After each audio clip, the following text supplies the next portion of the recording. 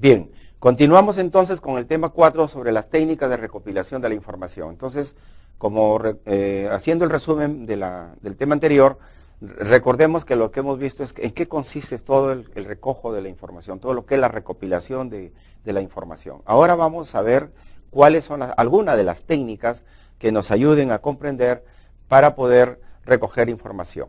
Entonces, entre las principales técnicas de recopilación de datos e instrumentos, tenemos, como lo conversamos muy brevemente en el tema 3, tenemos el análisis documental y de contenido, tenemos en el caso la observación, la entrevista y vamos a ver la encuesta.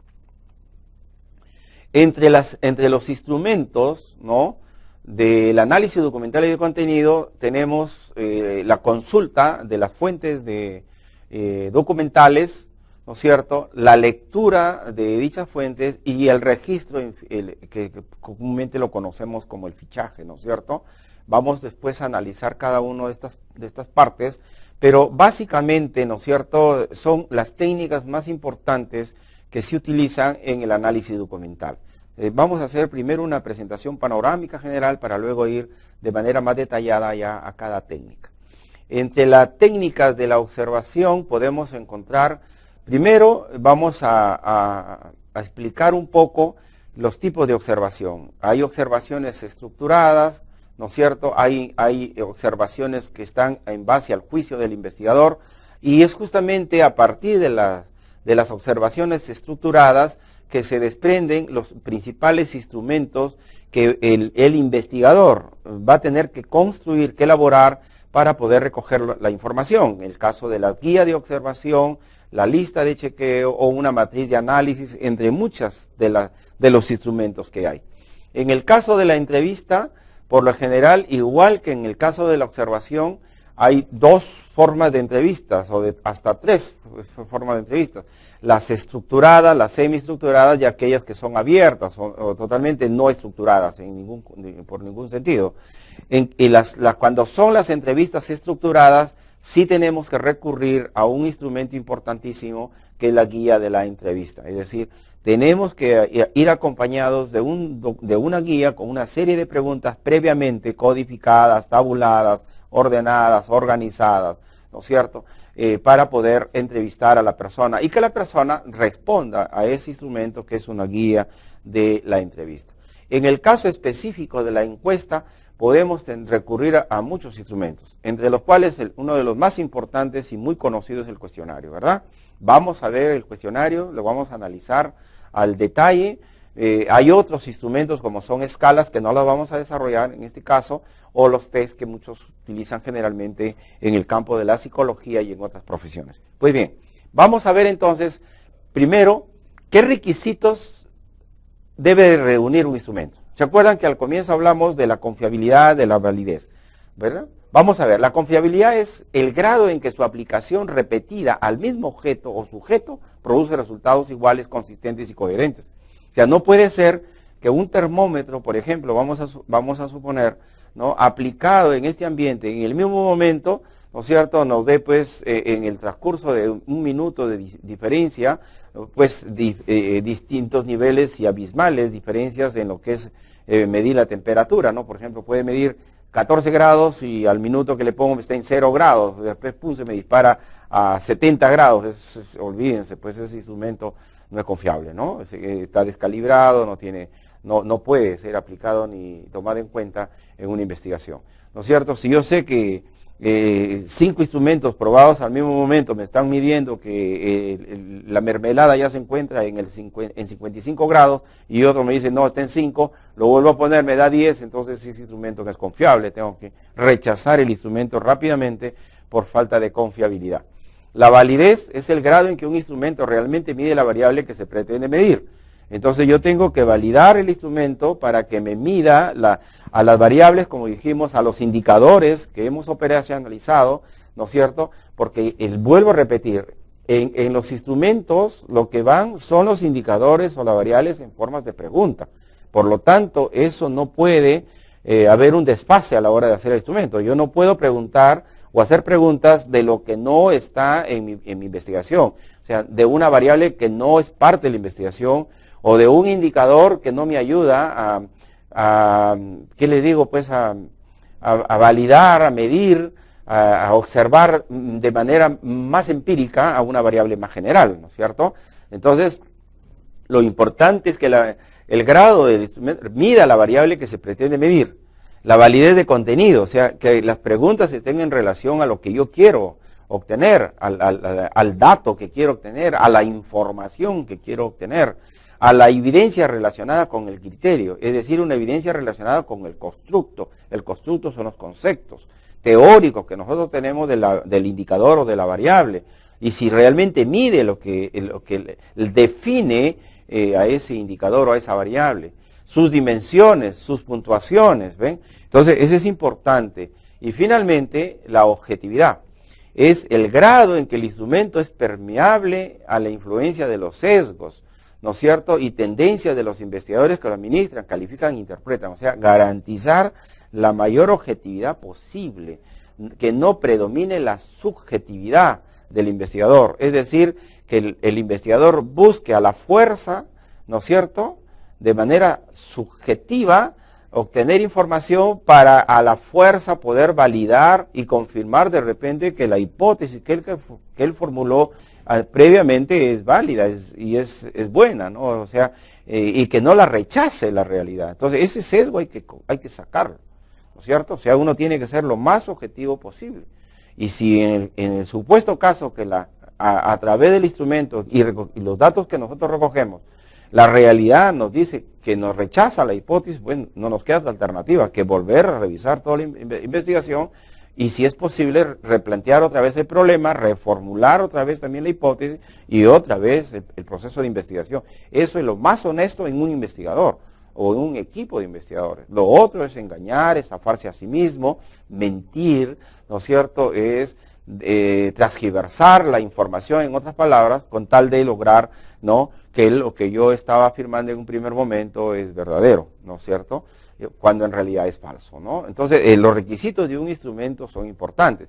Y sobre todo en esta parte es fundamental tener presente que a veces es recomendable, ¿no?, someterlo a consulta de algunas personas expertas en el tema, especialistas en estos menesteres, para que nos den su opinión de confiabilidad, de validez y de objetividad, sobre todo, ¿no? Entonces ellos nos validan el instrumento, van a decir, perfecto, está bien, o nos pueden sugerir cambios, o nos pueden sugerir modificaciones, y muy bien. Entonces ese requisito es bueno, porque eso al final va entre el documento que nosotros vamos a informar al final, y eso también va a favor del investigador o del grupo de investigadores, ¿no? Se hizo consultas con tales especialistas, con tales expertos, ¿no?, etcétera, etcétera, ¿no? Eso es importante. Dijimos entonces que una de las técnicas es el análisis documental y de contenido. ¿Qué perseguimos nosotros con el análisis documental y de contenido? El análisis cubre desde la identificación externa o descripción física del documento, a través de sus elementos formales. ¿Por qué nos interesa hacer un análisis documental? Primero, porque me interesa saber quién es el autor. ¿Ven? Si ese autor tiene algún prestigio, es interesante saberlo eso. ¿Quién es el autor? ¿Es una persona conocida? ¿Es una persona desconocida? ¿Es una persona que tiene un prestigio nacional, internacional? Por ejemplo, si yo voy a consultar para hacer un trabajo sobre la informalidad en el Perú, por ejemplo, y consulto la obra de Hernández de Soto sobre el otro sendero, pues Hernández de Soto, ¿quién no lo conoce? Es un economista de alto nivel, de un prestigio nacional, internacional, incluso mundial, ¿no es cierto? El título de la editorial es importante, ¿no es cierto? El título del tema, ¿no? Por ejemplo, en este caso vamos a consultar, por ejemplo, un tema que esté vinculado a la administración general, ¿no? Y el título del tema es Administración General y el autor es Chavenato, por ejemplo, ni hablar, ¿no es cierto? ¿Quién puede dudar de ese autor, ¿no es cierto? Cuando tiene pues casi, si no me equivoco, ya está en la 11ª edición de su libro, ¿no? Entonces, Eso es importante. La editorial también es importantísima, saber qué editorial es la que ha respaldado o respalda la publicación. Pues si la editorial, por ejemplo, es Azángaro, hay que pensarlo 20 veces. Pero si la editorial, por ejemplo, es Gran Gil, pues es otra cosa, ¿no es cierto? Entonces tenemos que saber eso, ¿no? O si no lo tiene, si no tiene autor, no tiene título, no tiene editorial, ni hablar. Igual es el nombre de la revista, porque también sabemos, por ejemplo, si la revista la está editando, por ejemplo, el capítulo de ingenieros, agrónomos, o el capítulo de ingenieros veterinarios, o zootecnistas, o médicos veterinarios, perdón, o el colegio médico, eso es importante, ¿no? Es importante ver eso, ¿no? O si está emitiendo, por ejemplo, la revista como nombre, está vinculada, por ejemplo, al comité de productores de papa de la región o a nivel nacional, entonces es otra cosa. El año de publicación es fundamental. Si yo estoy haciendo una investigación que tiene que ser lo más actualizada posible, pues no es igual consultar un trabajo sobre el mismo tema, ¿no? En el año 2009, 2010 a uno del año 1980, ¿no es cierto? En términos de datos estadísticos incluso está desfasado, ¿no? Entonces son libros que ya no tienen vigencia. Entonces eso es importante. Hasta la descripción conceptual de su contenido temático. Entonces tenemos que ver cómo define los conceptos, cómo trata los temas, cómo está estructurado el contenido a través de los lenguajes, incluso de indización, como palabras claves o descriptores del tesauro, por ejemplo, si han utilizado referencias de diccionarios, de catálogos, los pies de página. Es importante eso, ¿no? O sea, el análisis documental es fundamental, porque nosotros no todo documento es válido, hay documentos que pues, es basura, hay que rechazarlo, y más aún todavía si estamos utilizando información de internet, ¿no es cierto? Entonces, si la mayoría de los jóvenes profesionales incluso ahora toman referencias de internet, no es igual, por ejemplo, que yo recurra, por ejemplo, a Magíster para obtener alguna información de los investigadores que publican sus obras en Magíster, como ya pues lo que ha perdido un poco de prestigio, por ejemplo, el Rincón del Vago, ¿no? Por ejemplo, ¿no?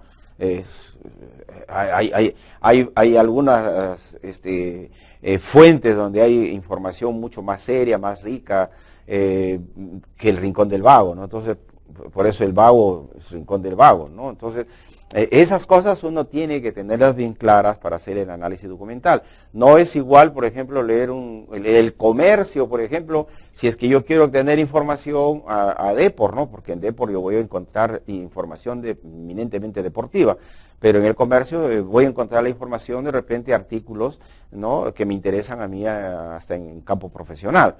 Por ejemplo, el concepto de indización se identifican con el análisis del contenido en la medida que dichos lenguajes se utilizan para elaborar los índices, por ejemplo, temáticos, por los que se recupera la información. Es importante también analizar, por ejemplo, cómo está estructurado el índice de contenido, o sea, cómo tratan los temas, ¿no? Cómo está ordenado en los capítulos, subcapítulos, etcétera, etcétera, ¿no? Eso es importante, ¿no? Por ejemplo, en el análisis documental también nos interesa a nosotros si buscas información, por ejemplo, de estadística, ver qué tablas, cuáles son los gráficos que se utiliza, figuras, diagramas, es decir, depende de la información, tenemos que hacer un análisis documental. Y ese análisis documental no es otro sino hacer un análisis crítico de la información que tenemos frente a nosotros. Hacer un análisis crítico con objetividad y utilizando la razón, la racionalidad. Es decir, la persona, todo investigador, toda persona, no es cuestión de agarrar al primero que uno consulta o al primero que uno escucha, ya uno se queda con esa opinión.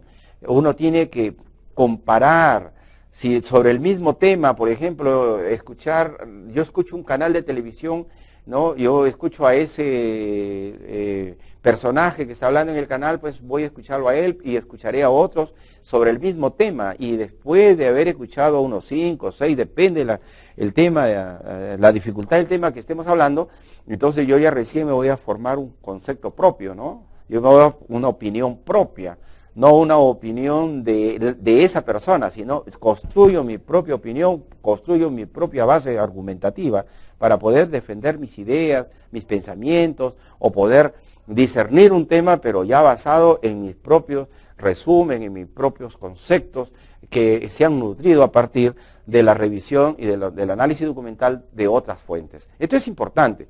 Por eso es que el análisis documental es fundamental y válido, que ustedes tienen que tener bastante importancia e interés en su análisis. El análisis de contenido, además, es una técnica para estudiar y analizar la comunicación de una manera objetiva, sistemática y cuantitativa, hacer inferencias válidas y confiables de datos con respecto a un contexto, ¿no es cierto? Se puede aplicar a cualquier forma de comunicación, por ejemplo, programas televisivos, radiofónicos, artículos de prensa, libros, conversaciones, reglamentos, leyes, etcétera, ¿no es cierto? ¿No?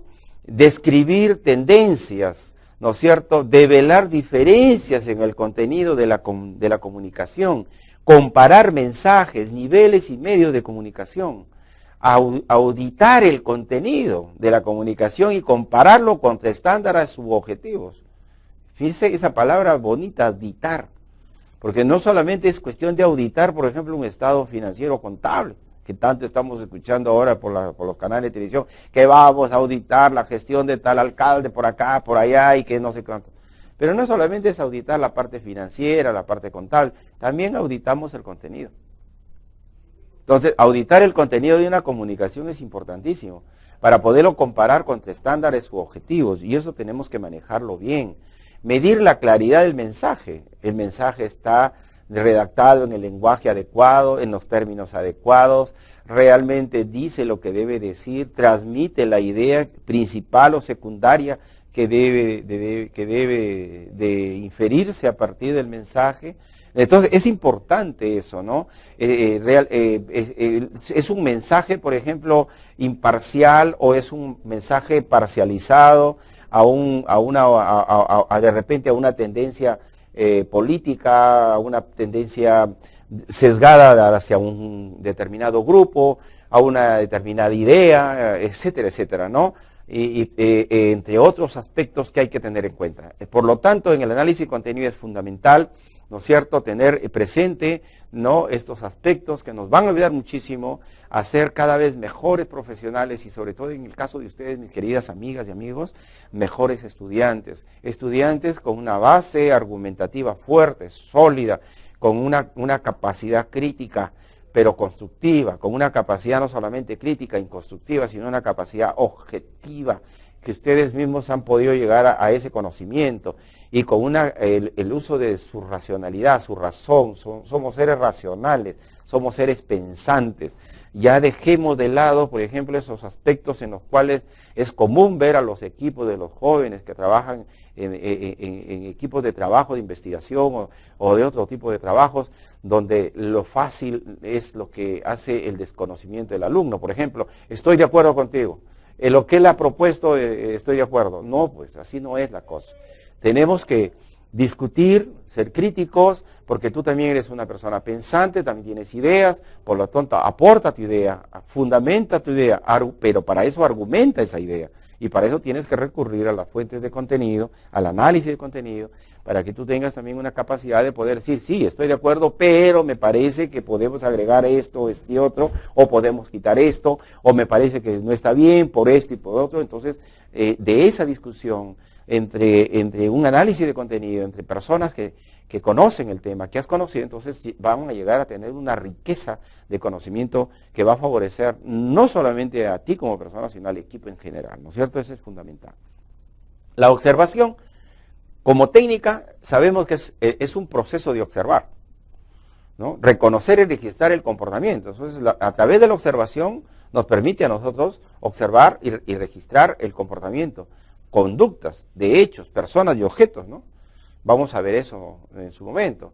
Tiene lugar en situaciones de la vida ordinaria o también en mercados, laboratorios, bancos, ¿no es cierto? En la vida ordinaria, por ejemplo, ¿cómo no vamos a observar? Nosotros desde que subimos a una combi, un brick, vamos observando todo lo que pasa en los conductores, ¿no? El conductor irresponsable, el chofer, por ejemplo, que ya sale es aquel que busca, pues, matar a alguien, chocar a alguien, o por ejemplo el estado del vehículo, ¿no?, que es un vehículo en el cual uno está y estás que absorbes monóxido de carbono por todo lado, ¿no? Estás observando, por ejemplo, cómo está el tráfico por donde va el bus, el estado de las calles, el estado de los semáforos, las señalizaciones, o sea, estamos observando, ¿no? Estamos oyendo, ¿no? Estamos utilizando a través de la observación el sentido del oído, estamos viendo, estamos utilizando el sentido de la visión, estamos mirando, estamos olfateando, oliendo, ¿no es cierto? Estamos utilizando el sentido del olfato, estamos degustando, probando el sabor de un producto, estamos entonces utilizando el gusto y estamos palpando lo duro o blando de algo, ¿no es cierto? Estamos utilizando el sentido del tacto. Por lo tanto, en la observación utilizamos todos los sentidos en un proceso mental con la finalidad de construir una imagen mental, ¿no es cierto? Observamos algo, un objeto, yo tengo una idea de un objeto, pero cuando ya lo observo utilizando todos los sentidos y una intención de observación, la imagen mental que yo tenía de este objeto hoy, con la observación voy a tener otra imagen, como vamos a ver después. Por lo tanto, en resumen, en la observación se requiere el uso de todos los sentidos para captar los ambientes y sus actores. El rechazo a un determinado producto, conflictos, aceptación o rechazo, ¿no? Por ejemplo, ¿por qué las personas prefieren determinado producto? ¿No? O, por ejemplo, observamos la actitud, la conducta de una persona cuando entra a un banco, ¿no? Si va a robar o no robar, lo podemos observar a través de una cámara, lo podemos observar a través de personas que están ubicadas en puntos claves estratégicos, puede utilizar espejos, podemos, etcétera, etcétera, ¿no? Entonces, hay formas de observar. La observación, entonces, podemos hacerla de las siguientes formas. La observación propia, por ejemplo, donde el sujeto y el objeto son los mismos. Yo me puedo observar a mí mismo. Yo soy sujeto y soy objeto de observación. ¿Qué cosa quiero observar como objeto de mi persona? Quiero observar mis fortalezas, quiero observar mis debilidades que puedo tener, las oportunidades, ¿no es cierto? O también puedo observar los riesgos, ¿no es cierto?, que pueden haber en el entorno que me rodea, ¿no es cierto? Por ejemplo, los alumnos observan en su entorno en la universidad, y esto es importante saberlo, hay alumnos que observan, por ejemplo, en el entorno tienen ahí dice, oye, yo tengo la oportunidad de tener una beca integral. Tiene la oportunidad, una beca integral, pero yo soy irresponsable, yo no cumplo con mis trabajos, soy un alumno que no estudia, mis calificaciones son bajas, entonces al observarme mis fortalezas y mis debilidades, me está haciendo ver como sujeto y como objeto de observación, ¿no es cierto?, que yo estoy perdiendo esa gran oportunidad de obtener una beca integral y ayudar a mis padres a que ya no invierten en mí, que destine su dinero en mis otros hermanos o hermanas, o que invierten ellos como padres, que también necesitan, ¿no es cierto? O hacerlo que ya no trabaje tanto, por lo menos para que se desahogarlo y que tenga un descanso mayor. Entonces, esa es la observación propia, conocida en algunos casos, por ejemplo, como hacer un FODA, ¿no? O un análisis FOR, que es lo mismo. Y la observación ajena es cuando el sujeto y el objeto son diferentes, ¿no es cierto? Yo quiero observar, por ejemplo, a la papa, yo soy el sujeto que observo y la papa es el producto que me interesa observar. O quiero observar la exportación de espárragos, entonces la exportación de espárragos es mi objeto de observación, pero el sujeto investigador soy yo. Los dos somos distintos, somos diferentes, ¿verdad? Entonces, esto es importante, ¿no? Y en esa observación ajena, sobre todo, es una observación participante. ¿Por qué? Porque yo como observo a la papa de manera participante, ¿sí? Estoy ahí observando cómo se siembra, cómo se cosecha la papa, ese es participante. Y puede ser una participación, como vamos a ver ahora, una observación participante abierta o encubierta, ¿no es cierto? La observación participante abierta es que el agricultor, que es el dueño de esa parcela, sabe que yo lo voy a observar y que voy a observar su proceso de cómo cosecha o cómo clasifica su semilla de papa. Entonces, él sabe que yo soy el observador, sabe que yo estoy observándolo. O encubierta es cuando uno pues encubre y se hace pasar, por ejemplo, como un cliente de un servicio para observar la calidad del servicio que brinda, por ejemplo, Telefónica, Sedapal, o la calidad del servicio que brinda una biblioteca o una cafetería. Entonces yo me puedo hacer pasar por un cliente en el caso de la cafetería, o me puedo hacer pasar como un lector en la biblioteca y estoy observando la calidad del trato que dan los trabajadores de la biblioteca, la disponibilidad y diversidad de los libros, la oportunidad en atender un pedido de un libro, ¿no? El estado de los cubículos, de los muebles que están, los tipos de acceso a la información que yo quiero, si se utilizan equipos electrónicos, si no se utilizan, etcétera. ¿Ve? Esto es participante abierta o encubierta. ¿Ve? Entonces eso es clave, porque a la hora de utilizar esta técnica y para construir un instrumento, por ejemplo, una guía de observación, yo tengo que estar claro que la guía de observación, la forma de observar, va a ser encubierta o va a ser abierta. Si es abierta, entonces no hay problema, puedo utilizar mejor una lista de cotejo. ¿Por qué? Porque yo voy a observar, por ejemplo, el estado de un almacén de una planta, por ejemplo, ¿no? Entonces, el almacenero sabe que yo lo voy a ir a observar. ¿Qué voy a observar?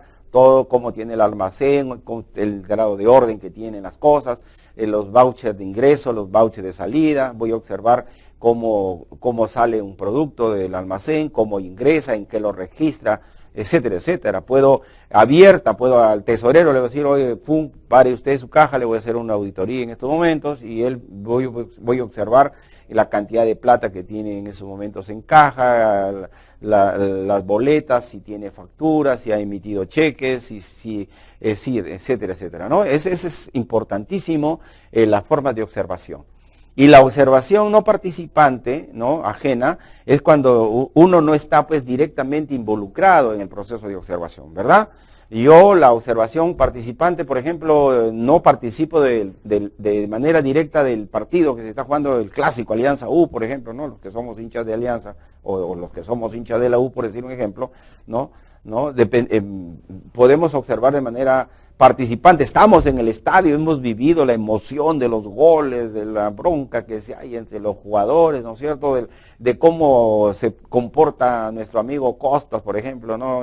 Los nervios a la hora del partido, cómo se comportan las barras, estamos ahí viviendo, es participante, ¿no es cierto? No participante es cuando yo lo veo a través de la televisión, no participo de ese momento del partido, no estoy dentro del estadio, no estoy ahí viviendo las emociones de manera directa en el estadio, sino me siento tranquilo en mi casa y lo observo a través de la televisión y observo a través de lo que narran pues las personas encargadas de los partidos, que generalmente muchos de ellos a veces dan ganas de apagarlo porque hablan cada pachotada o dicen cada cosa, que dan ganas de ir al estadio y decirle, oye, esto, ponerlos a que vayan al colegio, porque a veces hablan cada cosa que, en fin. Entonces, no participante, ¿no es cierto? O sea, lo no participante es cuando nosotros utilizamos la información que ha sido observada por otros de manera participante y nosotros utilizamos esa información, un video, una grabación, etcétera, etcétera, ¿no? Una foto que ha sido tomada por otras personas, ¿no es cierto? Podemos también utilizar un mapa, un diagrama, etcétera, etcétera. Por ejemplo, en este caso vamos a hacer una observación a una cafetería. Entonces, lo primero que yo tengo que hacer es primero señalar el objetivo que voy a observar. ¿Qué voy a observar? Evaluar la calidad del servicio de la cafetería, por ejemplo, ABC de Centro Plaza. Tipo de observación, una observación va a ser participante encubierta. Unidad de observación va a ser el local, la oferta de servicios, el personal de la cafetería. El papel de los observadores también tenemos que definirlo. Y finalmente, podemos determinar, operacionalizamos la variable calidad del servicio de la cafetería y vemos ahí los indicadores diversidad de la oferta, presentación de la oferta, limpieza del área del local, los procedimientos. ¿Qué vamos a observar de la diversidad de la oferta? La cantidad de platos, sándwiches, jugos, etcétera. ¿A qué hora lo vamos a observar? Igual la presentación de la oferta, procedimientos. ¿Qué vamos a observar y a qué horas? La limpieza. ¿Qué vamos a observar y a qué horas? Y bueno, y luego, ¿cómo calificamos lo que estamos observando? La calificación de la observación es interesante porque vamos a ver si es excelente, buena, regular, mala o pésima, ¿no? La calificación. ¿Ya? Perfecto. Entonces, podemos nosotros, en base a eso, poder saber lo que estamos nosotros observando. Y finalmente, en base a la operacionalización de la variable calidad del servicio, ¿no? Podemos, ven, al final tener ya el instrumento, la guía de observación. Ese es el instrumento, ven. Por eso les repito de nuevo, si nosotros no operacionalizamos la variable, si nosotros no tenemos los indicadores que nos ayuden a observar y medir el comportamiento de la variable, no vamos a poder construir el instrumento. Por eso hemos tenido primero que operacionalizar la variable calidad del servicio de la cafetería, ver qué indicadores son los que vamos a poder observar, ¿no es cierto? ¿Cuál es el procedimiento que vamos a seguir para observar esos indicadores y cómo los vamos a medir? Entonces, cuando nosotros ya construimos el instrumento, como estamos viendo, ya tenemos ahí, ven, el indicador y tenemos también lo que vamos a observar, cantidad de platos, ¿no es cierto? Tipos de sándwiches, a la hora que vamos a observar, y ahí vamos a poner excelente, bueno, malo, o sea, ¿no? Depende cómo nos hayamos puesto, ¿no? La excelente, la E, etcétera, etcétera. Ese es el instrumento, ¿correcto? En cambio, la encuesta es el método de recolección de datos acerca de hechos objetivos. Ya la encuesta es un método de recopilación de datos acerca de hechos objetivos, opiniones, conocimientos, basado en una interacción directa, que es la entrevista, o indirecta, es el cuestionario, ¿cierto? Si yo me voy por el lado de la observación directa, voy a hacer una entrevista, o indirecta es el cuestionario. ¿Por qué? Porque el cuestionario lo va a llenar la propia persona. La entrevista, yo estoy haciendo la entrevista y a la vez voy llenando también la guía de la entrevista, puede darse. Si el encuestador es el que pregunta y escribe la respuesta, entonces se llama cédula de entrevista, ¿no? Entonces, esas cosas tenemos que saberlo. Si la persona misma escribe la respuesta, se tratará de un cuestionario. Bien, vamos a hablar por ahora del cuestionario. ¿Qué es el cuestionario? Es un instrumento compuesto por un conjunto de preguntas respecto a uno o más variables y hoy indicadores a medir, que se aplica al universo, ya sea al universo, o a una muestra de las unidades de análisis, sobre todo a escala masiva. El cuestionario, por lo tanto, involucra una serie de preguntas. Las preguntas, el tipo de preguntas, por ejemplo, que podemos hacer en el cuestionario, de acuerdo al grado de libertad que le queremos dar a la persona que va a responder, pueden ser cerradas, o pueden ser abiertas, o pueden ser mixtas. Las preguntas cerradas, como vamos a ver, las tenemos nosotros que preparar, porque la pregunta cerrada de antemano ya lleva la respuesta. En cambio, la abierta no. Construimos la pregunta abierta, pero la respuesta no sabemos cuál va a ser, porque es abierta, no hay cortapisas. Y la mixta involucra combinar una pregunta cerrada con una pregunta abierta. ¿Y qué preguntas cerradas, abiertas o mixtas podemos hacer? De acuerdo a la función que van a cumplir en el cuestionario, ¿verdad?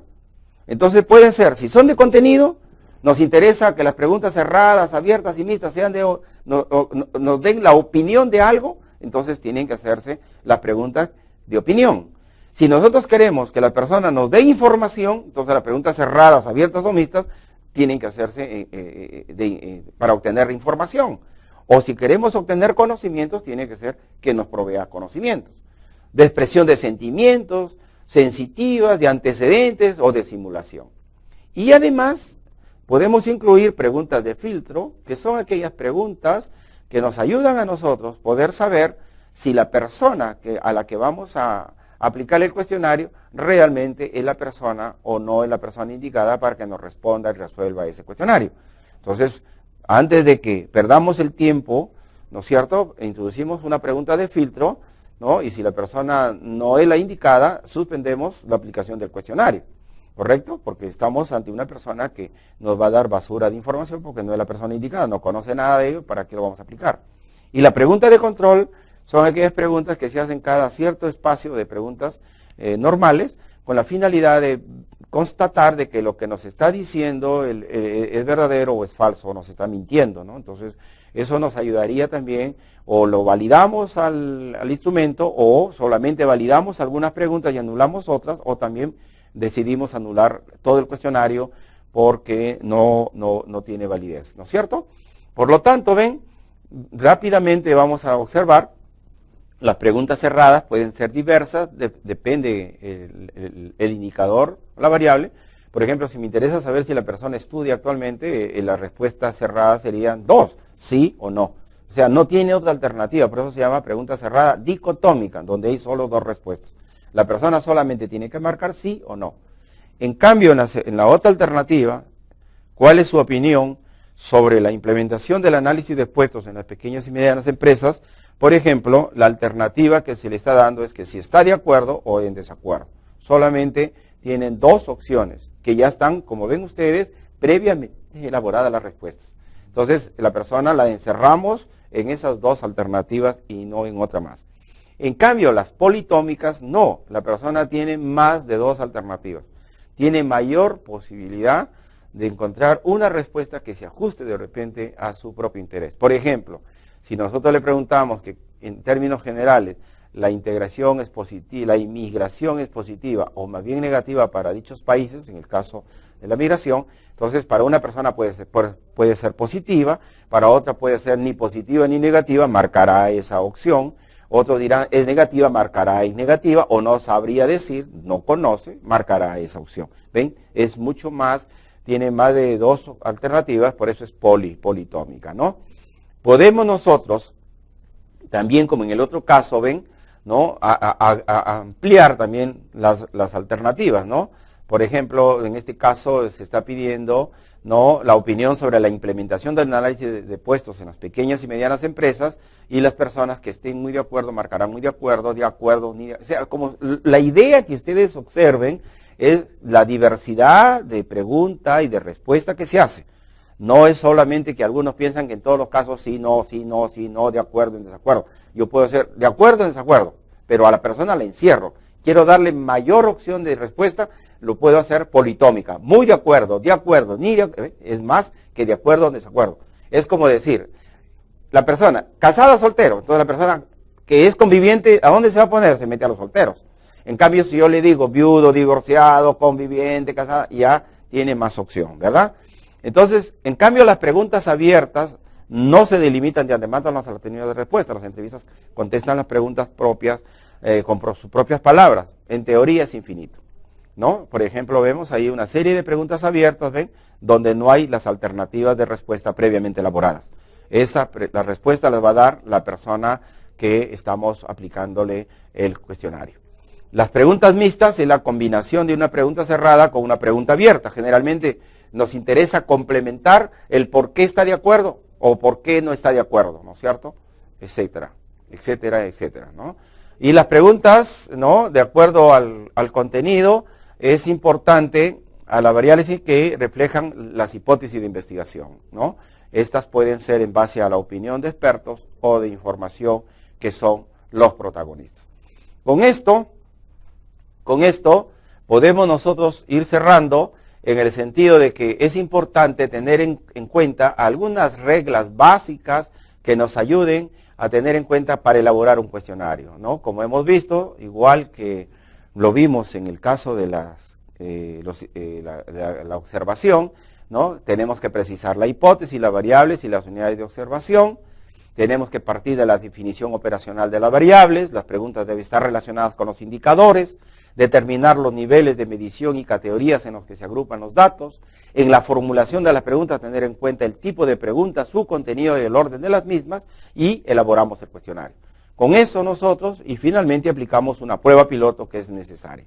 Entonces, ahí podemos ver una serie de ejemplos que lo tienen ustedes en su manual, y esto es bueno que lo repasen, de ejemplos como a partir de la operacionalización de las variables nos llega a construir los indicadores, ¿no es cierto? Y finalmente la entrevista ya es, como sabemos, es un diálogo entre dos o más personas donde vamos a aplicar una entrevista. La entrevista, por lo general, no solamente se va a hacer en el diálogo entre dos o más personas, y consiste solamente en hacer, como vamos a observar, ¿no?, un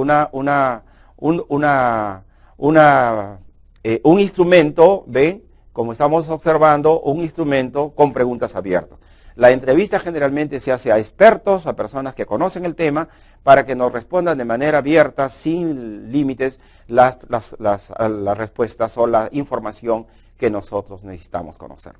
Muchas gracias por haber prestado su atención a esta tercera unidad de aprendizaje, y nos estaremos viendo en la próxima semana para ver lo relacionado a la unidad de aprendizaje número 4. Muchas gracias y les deseo mucha suerte en su trabajo, mis queridos amigas y amigas